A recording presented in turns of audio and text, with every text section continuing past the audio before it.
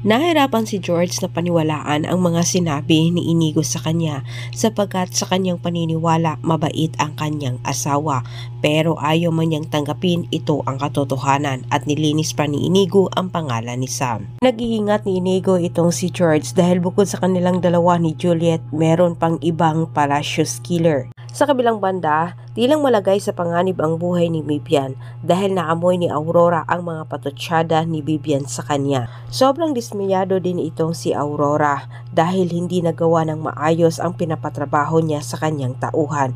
Nakarating kay Galvan ang nangyari kay Frances, pero siya nagtataka naman kung bakit tinarget nito si Frances gayong hindi naman umano ito Palacios. Batid ni Galvan na may kinalaman itong si Aurora, lalo pat si Mercy ang target ng Palacios-ki umano. Pilit na pinaamin ni Galvan ang dalawa, si Amado at Aurora. Pero nagmaang-maanga naman itong si Aurora, wala umano siyang kinalaman dito. At itinuro ni Aurora ang pamilya ni George. Ngunit hindi naman naniniwala itong si Galvan na ang pamilya ni George ang may kagagawan sa nangyari kay Francis.